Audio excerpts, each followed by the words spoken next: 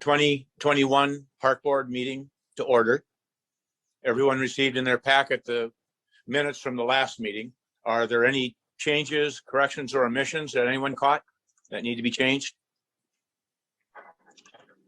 Hearing none, Chair will call the question. All those in favor of accepting the minutes signify by saying aye. Aye. Against? Motion carried.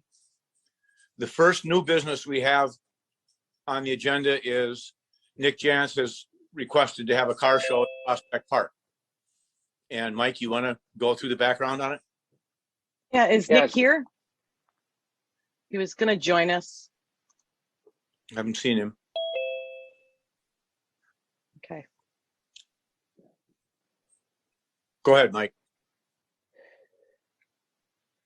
So yeah, Nick Jantz had reached out to Debbie and I to hold a car show at Prospect Park on Saturday, May 15th from 10 to 2.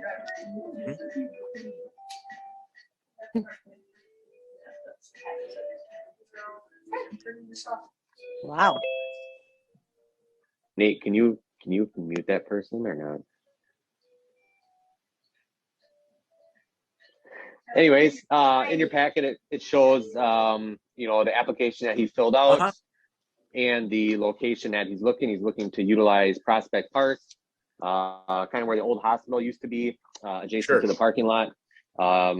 He did reach out to Debbie and I today and said that, if for some reason it is muddy up there, because it is kind of mid-May, that he'd be more than willing to just park the cars along the, the park road there for people to come and walk and view. So I guess I wanted to bring it in front of Park Board to get your thoughts and feedback and possible approval after any questions that you might have.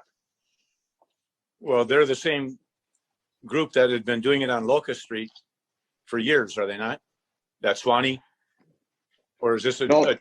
No. It's a totally different group. Totally different group. Okay. Yep. We had no issues with the others. Yep. Nick held one last year down at Lakefront Park in the parking lot. It was at night in the evening. No problems. The only thing I saw pop up, he made mention they might do a food truck. I'm not sure if that's the only thing that sounded like a little bit out of the box. I don't know how we feel about that.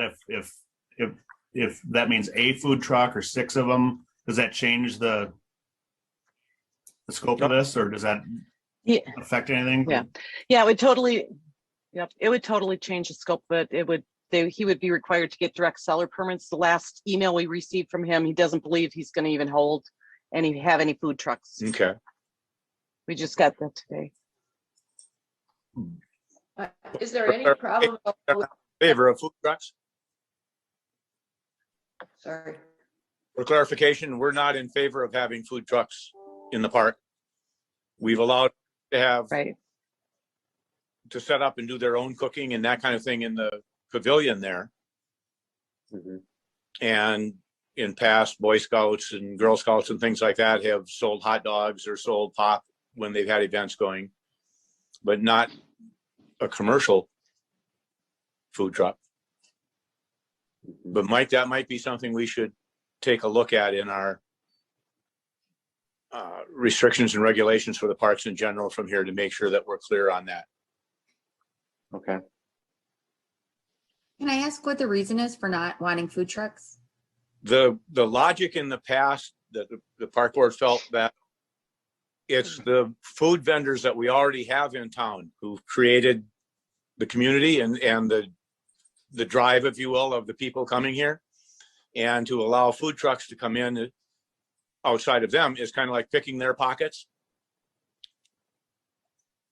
Okay, thank you. Yeah. And again, that would change the whole scope of it as well. And he would be required to get approval to have the sales in the park as well as the direct seller's permit. Gotcha. But like I said, he didn't believe he was going to do that. Okay. So do we have Mike, you want a motion approving it? Yeah. Does someone care to make a motion? I'll make a motion to approve the application, striking, I guess, line 19 and with no food truck. Is there a second? It's moved and seconded. Does anyone have any other questions before we vote? Hearing none, all those in favor signify by saying aye. Aye. Aye. Motion carried. Oh, the fun one, the Burton Park. Yeah. Some of you may not know, both Mike and I have gotten a few calls, mostly during Christmas, of why didn't we have any, weren't we forward thinking enough to make ice over Christmas when it had been so warm? And then we had the nice cold weather that nobody wanted to go out. Now it's warm again. But Yeah. we can get things going forward with the new plan. It should be much better. Yeah. So Gina Anderson had put together this PowerPoint presentation and presented to the council this last council meeting, and they just wanted it to be forwarded on to Park Board for your review and thoughts. I guess what I'll just say about this is, I know that the last couple of years the ice down there hasn't been the greatest. It's been very limited skating. I know it's because my mom lives right up the street, and we try to go down there as much as possible with the kids too. So it's been a bummer, but that's the reason why we have purchased the permanent boards. They're supposed to be installed last fall with COVID pushed back production. And so they're actually being made right now and be installed here this upcoming spring. And then with that, they're going to be a bunch of regrading, some basically bringing in some decent base material. We're going to do class 5 as a base, really compact it. That's the same type of base material that I used down in Wabasha. We were easily able to make base ice on that. So I feel like we're taking steps to make it better. And then as far as the liner is concerned, I did try doing that down in Wabasha on a larger scale rink like that, and I only had problems with it. If we want to do a liner, it'd be something similar to like a backyard hockey rink setup type deal. It's a lot smaller. But what happened was when I used a liner on the bigger rinks is there was air pockets that were developed kind of underneath the plastic because it was hard to keep all the plastic down. So there's like these little bubbles and the kids wouldn't stay off the ice and it would constantly be breaking through the ice in these little air bubble spots. So we scrapped it the next year. And then, so that would be my suggestion. The other thing too is, as far as like flooding is concerned, to get a decent base, what I'm going to consider is, there's a couple of backyard hockey rink companies around, and maybe hiring them for the first, couple weeks when the weather does turn cold and we're able to flood, to come in and help us put down base in the evening hours. I know that Gina had approached me about doing some volunteers. I'm just a little concerned with, liability. And then, the system is set up in such a way that if for some reason one of the valves isn't turned correctly or are turned off correctly, then we're lost for the whole season. So I'd rather have someone just, between my staff and maybe just a hired company for the first couple of weeks, have them work together, create that base so that we can get the kids out there skating faster and quicker. So, any thoughts or any questions? I know Pam had reached out to me, sent me an email about, how much it costs. So to flood the rinks, the water bill in April for the last couple of years has been around $650. So it's not a huge amount of money to flood the rinks. So that gives you an idea of how much it costs for us to flood outside of staff time to do.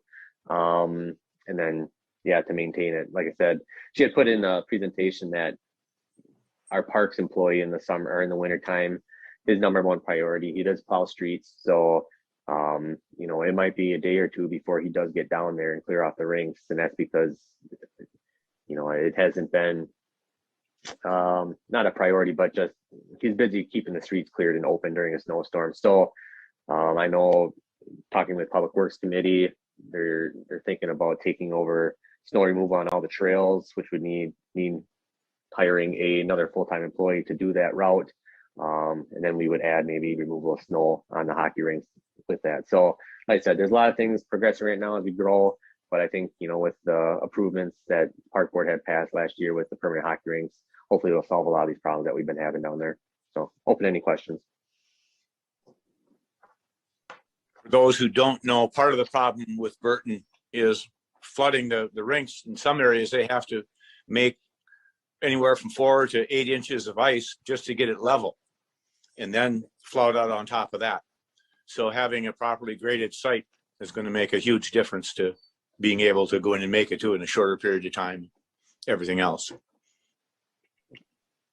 I guess my question would be, do we want to think about moving that ice? Do we just want to go to Grandview and work with what has already been planned for a future ice rink? We now have the pavilion as a warming house, right? So I'm wondering if is it just easier to use that water hookup that we already have at Grandview in that parking lot, which I'm thinking might be whole lot more level. I mean, I guess what I'm trying to think is this: let's make this as usable as quickly as possible. And I'm just trying to figure out if Grandview would be a better approach than trying to kind of keep working Burton. If there's a lot of difficulties, it sounds like at Burton. So, well, that's all being cleared though, Paul, with the regrading and the redoing of Burton to be able to accommodate that, and the boards will be left up permanently. Where if we put the intent was to have just a general rink up at Grandview, and that wouldn't have permanent boards up there. You follow what I'm trying to say? I guess what I'm trying to say is, in the long run, what are we better off with? Are we better off with the parking lot, which seems more level and has that warming house and has that water hookup, or are we better off with regrading and going with the boards? I don't know. I don't have an answer in my head. I'm just trying to say we should probably start that conversation. So I don't know, Mike, do you have a thought or opinion? Yeah, I guess my initial thought is we would do both of them. We would do both sites just because I think it's popular enough that kids want to get out and enjoy it. The thing with Grandview, we did set it up with the warming house and the water connections, and it'd be a great trial run this upcoming season to see where to do it, whether it's on the parking lot or whether it's in kind of this the way that the park is kind of situated just to the south of the warming house or the building right now. There's kind of like a bold area with a drain in the middle of it, so it's kind of a nice natural pool right there. So we could cover the drain and flood that area and just see what it does. Yeah, to do both sides. That's what I would say. Yeah, I'd love to see us experiment with Grandview just to see if that's how workable that is now that we have the pavilion up there. Yeah, great. Well, Mike, are you thinking with the grading and with maybe hiring out that extra help like in December-ish or whatever, if it gets colder in late November, do you think that that's going to kind of solve the getting that base, ready enough next year? Yeah, you want to have the ground be kind of frozen, right? And it's got to be frozen, a couple 4 or 5 inches down, because the water is coming out of the system at about 50, 55 degrees. So the first couple inches gets kind of melted. The problem we ran into this year was just, it was 44 degrees on December 22nd. Right. Like I said, I went up there and I kicked around dirt. The ground wasn't even frozen, so there was no chance. And I'm not going to have my guys up there, just wasting time and wasting water, So it is, it is dictated by weather. But if we get a decent winter, we get them on them. We get on them as soon as we can. So between us getting on them in the morning and then hiring a company for the first couple of weeks to get some base built up, hopefully we have some better luck this upcoming season. Good. Anything else about the ice rink? If not, I'll move on to the next item on the agenda was the lakefront park, the beach house, the paddle sports. People want to rent it. Yes, so I had a couple of different organizations reach out to me that wanted to use different buildings other than the bathhouse on the lakefront. They wanted to operate a business out of the St. Croix Street building that was vacant from the Hudson Boosters, and then reached out about Buckeye Garage. And there's just some challenges there with code, so on and so forth. So, just thinking outside the box, what if Park Board would be amenable to opening up that area that was typically used for the food vendors down at Lakefront Park and put a paddle sport type rental business out of there for people to rent and enjoy along the beach, so on and so forth in the bay. like I said, open for discussion, nothing set in stone. But if the board wants to pursue something like that, I could put together an RFP and have, whether it be companies or individuals submit what they're proposing to the park board, and we could develop a contract similar to what we did with the food vendors for a couple year lease or something like that. Just kind of open it up to see what your thoughts are on it. Little history in the past, we have suffered greatly from vandalism when we have not had a vendor of some kind in there. That to have the other set of eyes and somebody there who says, get out of here or stop that, is really helpful and important. So has there been a decision not to have food vendors down there?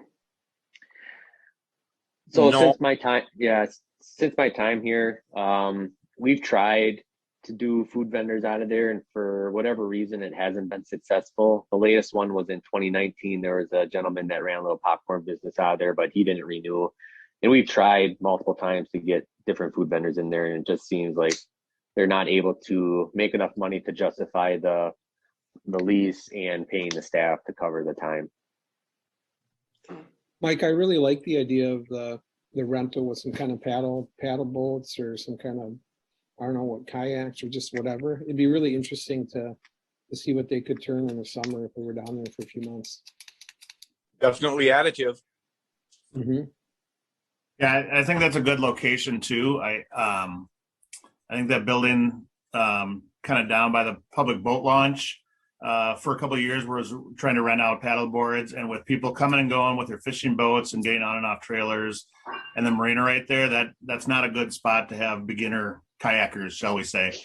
So I think up there by the beach, it's a great spot to launch, and then it's nice and quiet.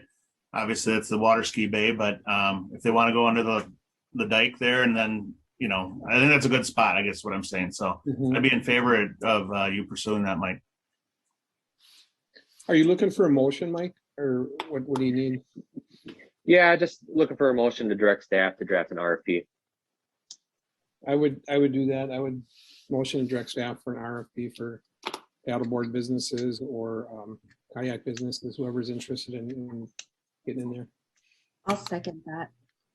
It's moved and seconded. Is there any further discussion? Anyone have any further questions? I have one question, Pat. Just thinking of this, someone had said, paddle boats. Do we want to have, I'm assuming somebody will reach out and say, are we willing to have any storage outside of the building? So obviously, you can fit maybe a one-person kayak or a paddle board inside the building, but the bigger, like two-person paddle boats that people would rent out, are we even interested in something like that, or we just want to keep it confined to inside the building? Well, my concern would be, since there's quite a bit of swimming going on down there, but with little children, we'd have to be careful, I think, about the type of equipment that is going in and out of the water there.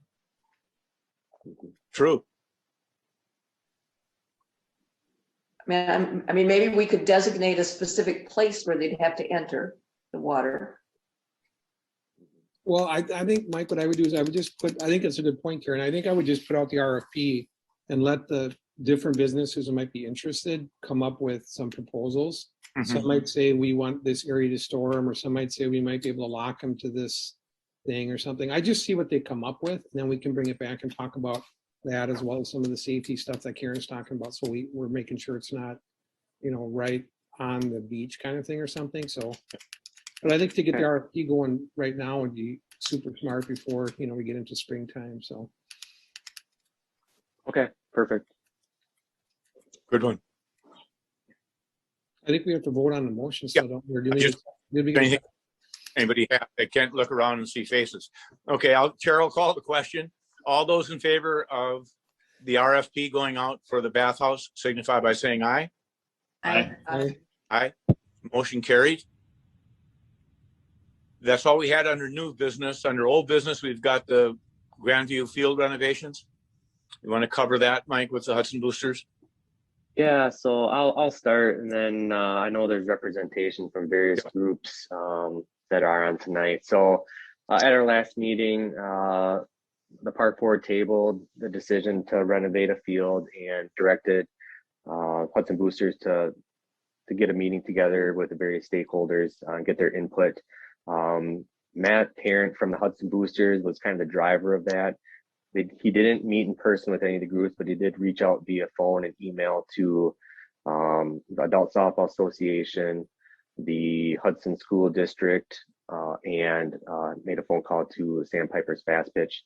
And the various responses I had kind of summarized and put into the issue sheet. Now, I don't want to speak for any of the groups that are on here. And I don't know, Pat, if you want to open it up to hear their comments any further, or do you want me to just kind of summarize Summarize and go through, and then if any of the board members have questions, or if anyone wants to make a statement from the groups after that, to clarify or correct. Okay, so the Adult Softball Association, they were okay with the proposed renovation. The Sandpiper Fast Pitch Association, they had a bunch of concerns and apprehensions about seeing the renovations, just because if baseball has a field up there, they're worried about them getting their foot in the door and then losing field space for softball activities.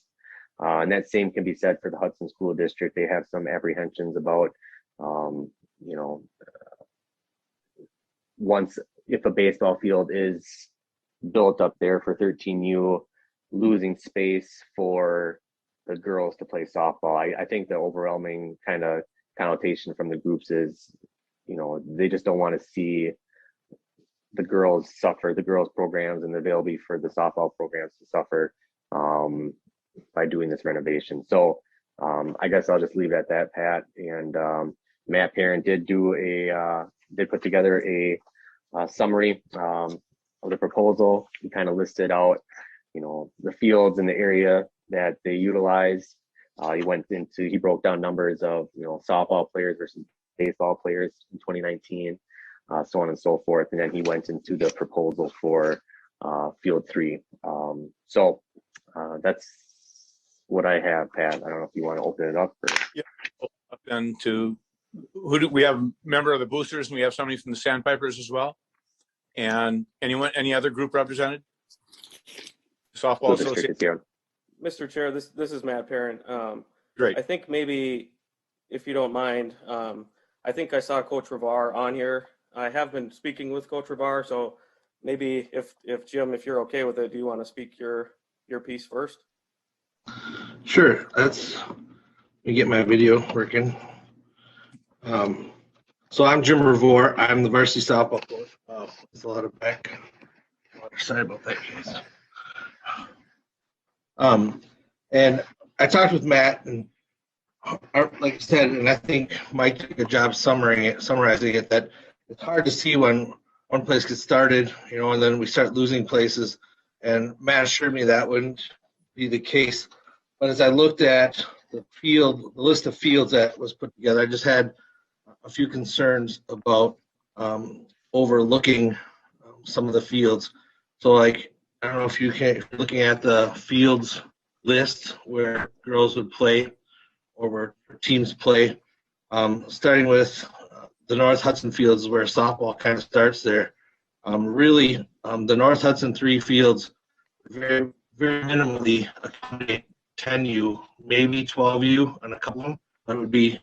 There's no way with any kind of older girls tournaments at any of those 3 fields. The Hills of Troy, from what I understand, are no longer allowing games because of noise level and traffic. So that would be out. The Center lot, I'd be worried about anybody even playing kickball down there right now until we could get some renovations down on those fields. We went out and played catch there a couple times when we've been inside of Hills of Troy for Little River, and it was a little bit sketchy. It's no longer allowing Burton fields. Again, the concern would be there's really no good setup for softball with dugouts or bleachers. The fence, in fact, I think the bleachers are inside there with the short, 5-foot fence maybe, or 6-foot fence protect from the dugout. I don't really see that as a viable softball complex either, which then leads us to the school fields, which the 2 turf fields at the school technically aren't even legal game fields yet. We still don't have appropriate mounds. We don't have appropriate home plates. Our home plates still at this time sit above the surface of the ground instead of level. So we've had to make temporary plates and get teams to agree to even play on it. I could see other teams saying of higher caliber saying, no, we're not worried. We're not playing here. So that really leads us down to really those 5 fields at Grandview to play on for all softball, other than like maybe 10U.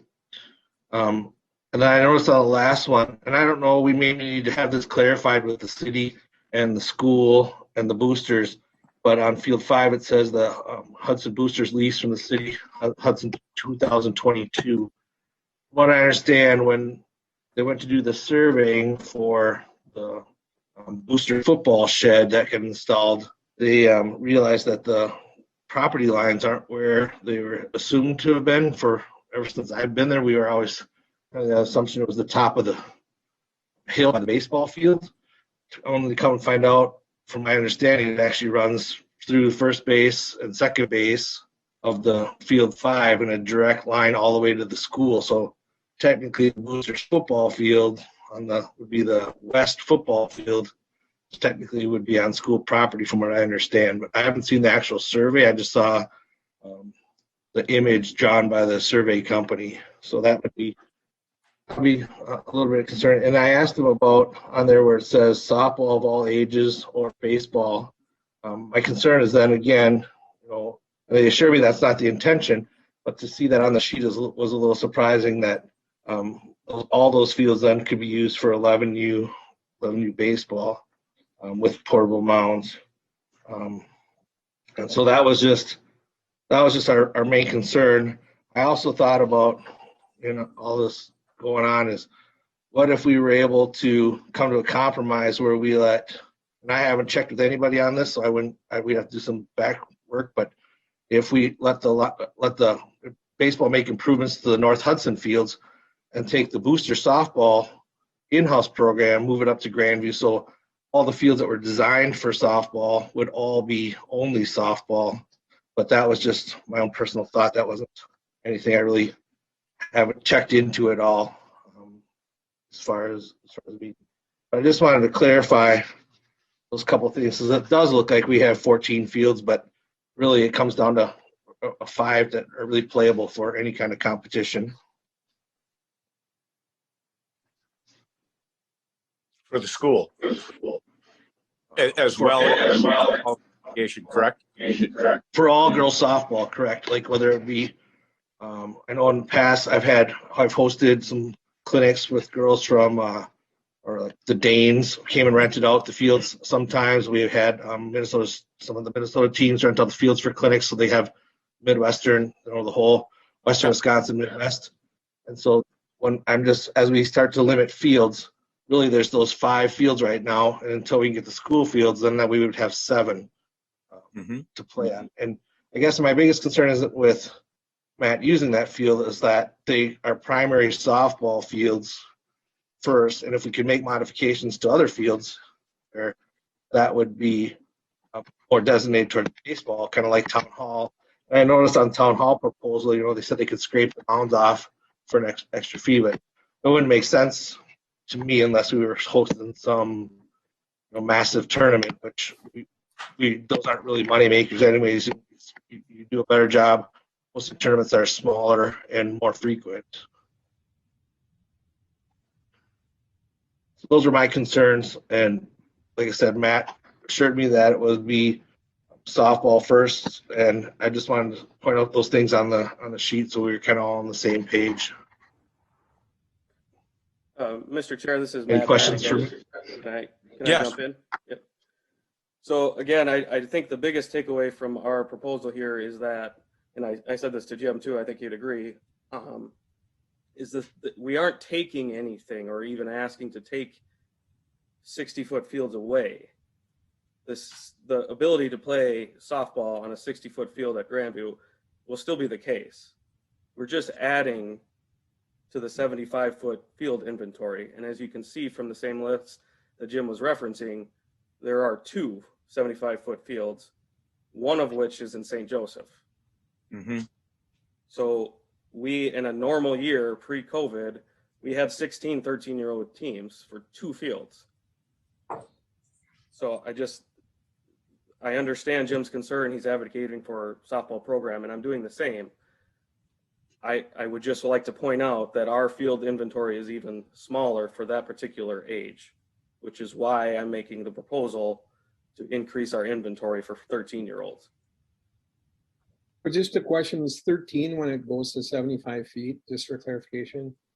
Mr. Chair, Paul, yes, it is. Okay. Can I ask a question, please? Go right ahead. What about the Glover Park fields? Are those usable and the EP Rock, the fields there? I know the EP Rock it's not conducive because it doesn't have fences and dugouts, but way back in the day, I played tournaments there at EP Rock back in the early 90s, late 80s. Yeah, it's not ideal, but there is some stuff that could be done by whoever decides to use it in relationship with the schools, that they could refurbish that or put some dugouts in there. And those are set up for baseball. They got mounds, they got that's the right size field. And with some money and a little bit of work, those could easily get upgraded and be used. Mr. Chair, may I respond? Please. Go right ahead. In terms of Glover Park, we rent Glover Park with River Falls baseball. And those fields, like I said, we share for our 12-year-old program. I think River Falls even goes as far as putting 12s and 13s up there. But as you can imagine, the field space is very limited, and those fields are really set up for 12-year-old baseball. The base distances are different, and the mounds are shorter. So that's not really conducive for us. We still have a large need. In terms of EP Rock, I think Mr. Haskins indicated that he played baseball there in the early 90s. That's probably the last time it was used. A few years back, I did have an estimate from Tim Ober, who is the owner of St. Croix Sports Authority, to give me an estimate on fixing up one of the fields that the school district owns. So I don't have permission to do that, obviously, but and then we were talking around 30 grand just to make it playable. It also doesn't have toilets, it doesn't have dugouts, it doesn't have fencing, parking's on the road, which is really close to the playing field, et cetera, et cetera, et cetera. And as the keeper of the baseball budget, it's a little bit difficult for someone to tell me or suggest that I spend 30 grand when I have a proposal here for 4. And I don't think we're taking any, I know we're not taking any field inventory away from softball.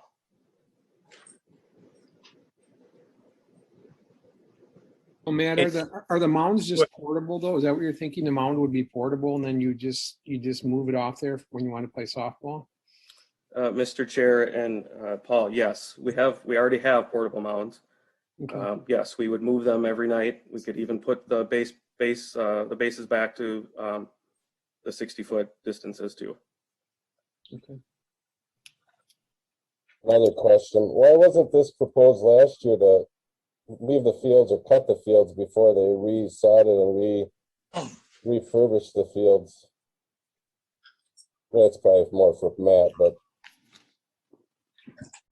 Mr. Chair, I don't have a good reason other than we just weren't organized at the time to make that modification. We are now. We have funding available now and the momentum to do something like this. That's the best I can give you. I don't know how we solve the problem. Well, Mr. Chair, with all due respect, I don't think there is a problem. Well, yeah, it's more scheduling, is it not, for now? Yes, and again, Deb, you can chime in here too, and Mike, certainly, there isn't a conflict in terms of scheduling. Okay. If I may add a few comments, that's all right. Adam? Yeah, is that okay? Yeah. Yeah, I'm just to introduce myself. I'm Adam Jewell. I'm part of the Sandpiper organization. I've got a daughter at the 14U level. I've also got a son in the booster baseball program at the 11Us. So I do kind of have some comments just looking at both sides, but also as a representation for the Sandpipers. So I appreciate the opportunity to kind of address some of the items. Jim Rivor, he addressed our concerns, I think, very well with the number of fields. It's pretty evident that Grandview really is the only place that traveling softball can be played. As far as numbers and participation, numbers should be very similar. There may actually be one additional traveling team, depending on the boosters numbers, but we're looking at 6 teams, 2 to 3 from boosters, and then of course, if you add in the high school teams, you're close to 11, 12 traveling teams. So those teams are all vying for spot at Grandview, basically, because just the reality of playing at those other complexes isn't a possibility. A lot of them don't have the distances in the outfield. There's obstacles, obviously, at Burkton and the cinder lot with playgrounds and basketball courts and whatnot. So we're kind of looking at it as this year is going to be no different than in the past, where teams are typically sharing fields for practice time up at Grandview. We've got a full slate of games for weeknights. I don't disagree that there won't be times that there's not availability for baseball, but we just don't see it as a solution, for 16, 13 teams. It's just not a solution. It may be a solution for a couple. Baseball's got 2 13U teams, but does it make sense to modify a field just to accommodate those 2? So I guess the other issue I kind of want to bring up is that when Grandview was constructed, it was built to obviously accommodate 60, 65 foot bases. It's got 285 foot fences out there. Knowing 13U baseball kind of has varying levels of bases, this modification wouldn't cover all 13U associations. There's a USSSA that a lot of club teams play in that actually have 80 foot bases and require a minimum 300 foot fences to center field. So it's a modification that would kind of be limited to the Minnesota League rules, but bigger tournaments or other teams still wouldn't meet the minimum requirements to be up there. And I don't disagree with what Matt's saying, that softball still can't be played if the infield's cut a little bit bigger. But when you've got the younger girls, the 10 and 12-year-olds, it is an impact to the outfielders, kind of where they're positioned, where they stand. They've got another 10, 15 feet of dirt to deal with that just isn't the standard. And I know the booster project. Sorry, go ahead. I was going to say, at least I got someplace to be, where right now, right, it's nothing that's working. Yeah, and I think Aaron brought that question up too. We know that the boosters spent time and money last summer to kind of reestablish those infields at a standard softball cut of 60 feet radius from the pitcher's mound. So yeah, we're just questioning if that conversation took place last year to make modifications, that's going to impact recently repaired ground and newly established turf. So I guess I'll just close with, saying it's evident that there's a lot of passionate and dedicated people involved in kind of all these groups. It's unfortunate that this past year there's a lot of cancellations, limits on meetings and stuff. So we kind of feel like there's been issues communicating and, kind of being able to work amongst each other. It's created some division internally between groups and obviously between baseball and softball with, just vying for the same fields now. Yeah. So, my situation, sure, that'd be awesome if my kids could play at the same complex in a couple of years, but I honestly don't think that modifying a field that's historically been a softball field is a good idea. And just having that one field that's odd from the rest of them really isn't desirable, especially if you're hosting a tournament and I've got one field with larger infield. But, so I guess as far as Sandpipers is concerned, I appreciate Matt reaching out to us last week. But yeah, we're not in favor of kind of modifying any fields up there at Grandview, just based on the traditional use of it and knowing that the same number of teams are going to be up there this summer. So I guess our ask or consideration for the park board would kind of just be to not approve anything for this season and allow all these groups to get together and come up with a different proposal or a different solution going for the next season. Thank you. Mr. Chair, may I respond? Please, go ahead. So Adam, there was a lot to unpack there, but a couple of things struck a chord with me. One would be consideration for the club tournaments. So a couple of responses to that. One, I'm not advocating for club. I'm advocating for community baseball. And right now, the community baseball players are in need of a field. And in terms of tournaments, I can't host a tournament at St. Joe's either. So the argument about not being able to host a tournament, I mean, I understand probably better than softball does about not being able to do that. We can't host a tournament at St. Joe's. And in that vein, Deb, are you able to pull up my proposal, my presentation with the aerial image of St. Joe's? It should be in the packets. Mike, can you pull it up, or otherwise, let's see. Or I can try to share my screen too. Yeah, you can. I'm on my iPhone. Sorry. I can try to share my screen if Okay. that would be helpful. Sure.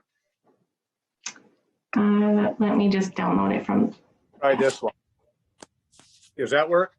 I can't see my. Perfect. Oh, So just. Oh. Yep. So again, this is rented on a non-refundable, non-transferable yearly agreement with St. Joe's. And as you see, I have on there, it's 6.5 miles from City Hall, but I live near Rivercrest, and it's 5:30 on a weeknight. It takes me upwards of a half hour. So it's not really that convenient depending on where you live. Again, no dugouts. We are using pit toilets. There are no concessions. The sun angle shines directly at 6:30 p.m. to the left side of the infield. I've coached at this venue. My oldest was a travel player, and I've seen bloody noses and black eyes from kids from Chanhassen and et cetera visiting here because they can't see. It's a legitimate safety concern. A bigger safety concern is, as you can see, the proximity to Highway E. That's 30 feet. I measured it on Google Earth, 30 feet from the pavement line to the back of the wood of that player bench on the third base line. And if you can envision a game, they're not sitting on the bench at all times. There's coaches, there's players, there's fans running around. I mean, that's literally the ditch. And as I stated before, 75-foot base paths are extremely limited, which is why we're out there in the first place. We also share that with Somerset and a 4-H group. So again, I appreciate the concern for softball, but I feel like baseball is in dire straits here. And it's easy to say, spend some money on somebody else's field to make all of these nice improvements that cost thousands and thousands of dollars. Whereas I can make a small, in my opinion, modification to an existing field that doesn't prohibit softball from being played. I appreciate the inconvenience factor, but as you can see, the baseball players in this town are dealing with inconvenience factors as well and have been for a number of years. Mike Morose. I got one more question, if you don't mind. Oh, go ahead. How is the varsity baseball field being used now? Is that being used by the boosters at all, or the JV field up by Grandview?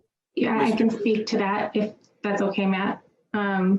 There are two varsity or two high school baseball fields, the JV field and the varsity field, and those are shared by all of the high school baseball teams.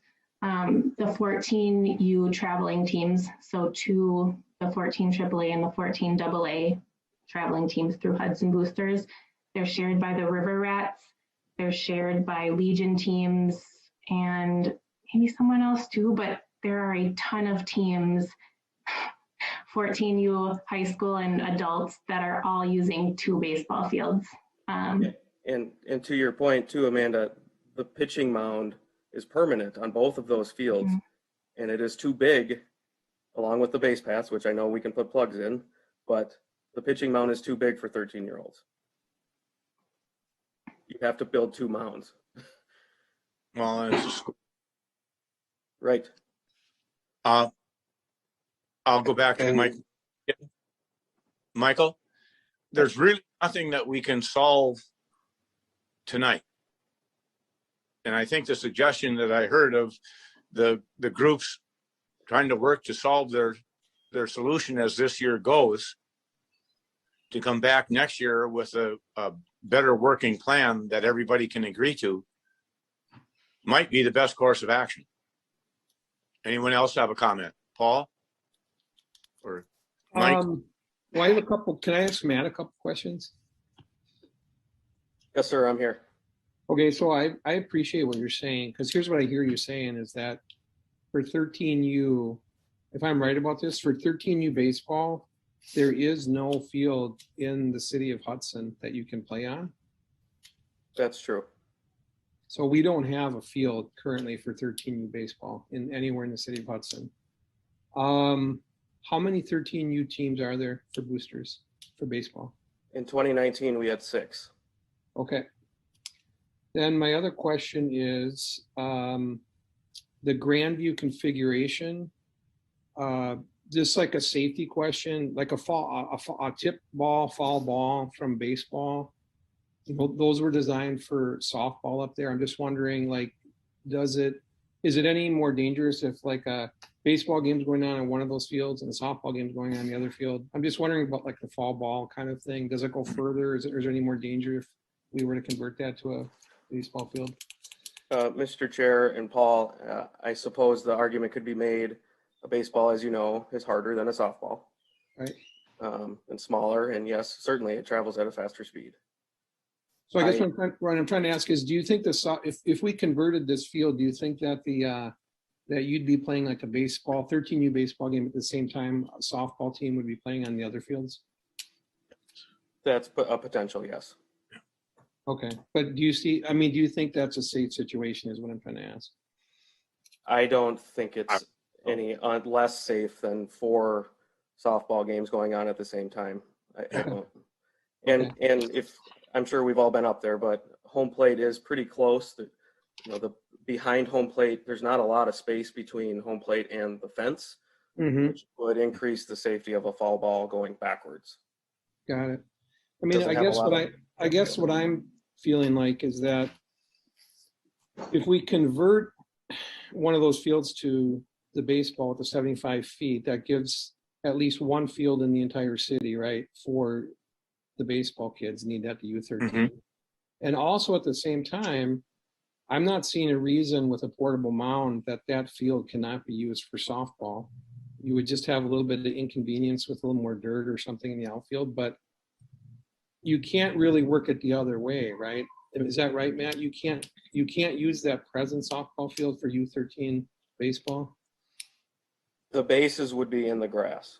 Right, that's what I'm saying. So I think it does make sense to try to convert one, simply because I think the city, we have nothing to offer these people right now. It seems that to me, as a minimum, we should have one field to offer these folks that are in our community.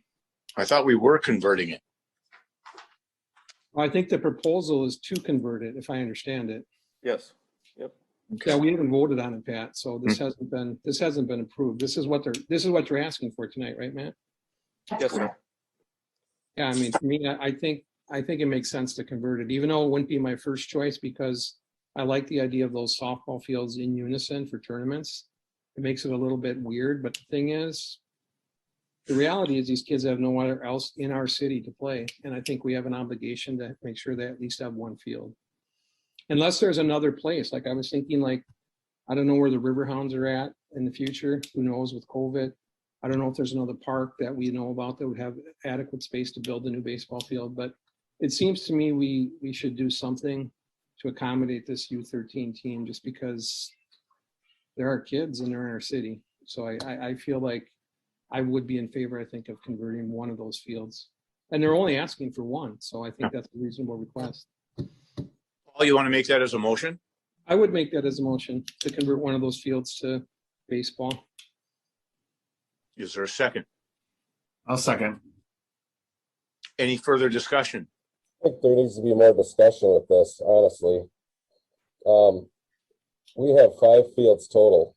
And if you look at the amount of teams that we have that are going to potentially use or have access to those, and all of our kids are, 90-some% of our kids are taxpayers. Their parents are taxpayers in the district or in the town as well. So we'll be down to 4 fields and do the. No, play on the. What's that? You can still play on the other one, can you not? Well, I'm just concerned with the amount of teams that the softball between boosters, us, and the high school, that it's gonna be tight. Try to schedule all those teams, plus throw 2. I don't know how many baseball teams they have this year, but you throw those in there, it's gonna pinch somebody out of there. And I thought softball was kind of the #1 concern here on those fields, and that's what the fields were built for. Mr. Chair, may I chime in? Go ahead. So Mike and Deb, you can vouch for me here, but we did submit our field request, and I think it would be safe to say that our field request does not prohibit the numbers that we've heard from Sandpipers, adult softball, and the school district. And that meeting was supposed to happen with a group of people, with all the stakeholders, and I know you talked to Adam, and he's a good representation, but I think the bigger picture should have been discussed as a whole group, not individual little discussions over the phone, honestly. But Mr. Chair and Aaron, I was asked to reach out to stakeholders about my proposal. Was not asked to reach out about scheduling. Okay, I'm sorry about that. I thought it was about the scheduling too, but okay, my bad. Is there any further if not, the chair will call the question. I actually have a couple of questions real quick. Okay, please. When it comes to scheduling, I think especially this year, it would be important that we all sat down and tried to figure out a schedule that wouldn't be intrusive to anyone, since there are only 5 fields available. And I guess from a standpoint of I hear about the sun and the road. Well, that's pretty much almost every field we have other than Grandview Parks. Most of the baseball fields, the JV field is within 30 feet of the road. Any of the lists, on the list that I looked at, when I look at Burton Field, when I look at North Hudson Fields, when I look at the Town Hall fields, a couple of them are pretty close to the road. I mean, I guess that's not, I guess, that's the reason. Now, I get we need to have some place for them to play, and I'm not part of the park board. I get that. But I just get real hesitant as we start to, and I say we're not losing fields, but we are losing scheduling abilities for fields when we add more teams into a smaller space. And I don't know what the right answer is. I mean, I don't think the city's going to go out and build a new ball field. No. But I think maybe we have baseball can make some accommodations with each other as far as where they have a chance to play instead of trying to push into the softball territory spaces. And yeah, they might be a little uncomfortable for a year or two, but I also know that the Boosters have a huge chunk of land that's set aside just to build baseball complexes on. And maybe this is a chance for them to not drag their feet so much and get that accomplished. I appreciate that, but that's really not germane to the motion that's on the floor, which is to authorize the redoing of the field for this year. Is there any further discussion about within park board members and regarding that issue? Well, just to be clear for the public, the Boosters, Matt, they're footing the bill for this conversion. Is that correct? Mr. Chair, Paul, that is 100% correct. Yeah. Thank you. The chair will call the question. All those in favor of the redoing of that field, signify by saying aye. Aye. Aye. Aye. Anyone else, Pam, or all those against? Hearing none, I would say the ayes have it. Correct, Mike? Motion approved then, yes. So that's approved. The last item we had in that category, I got to scroll back up to our agenda. The only other old business we had was to just bring everybody up to speed. Sandpipers have applied for their 501c3. That's in the works. So they qualify to be in that tier with everyone else.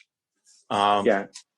Pat, what I would do is I would just, everyone should have received that email from me with some documentation that proves that Sandpipers has indeed applied for the 501c3. I would like to have a motion from the board that would give them an exemption to be a priority for this upcoming season, pending their final approval for the following years to come. Sounds good. Someone who care to make that motion? I'll make the motion. Is there a second to it? Second. It's been moved and seconded. Is there any further discussion that anyone needs? My only question, Mike, is if I don't know how long it takes to get that verification that it was like approved, but if it doesn't, It'll take several months based on my experience with other nonprofits. okay. Okay, thanks, Karen.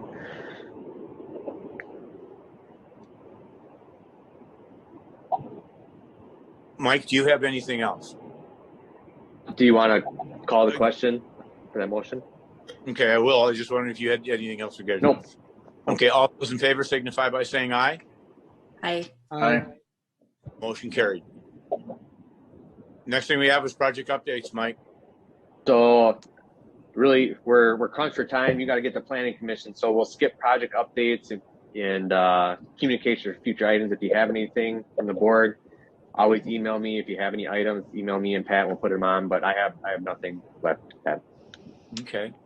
If anyone has anything for future, get it to Mike. Chair will entertain a motion to adjourn. So moved. Second. Moved and seconded. All those in favor signify by saying aye. Aye. Aye.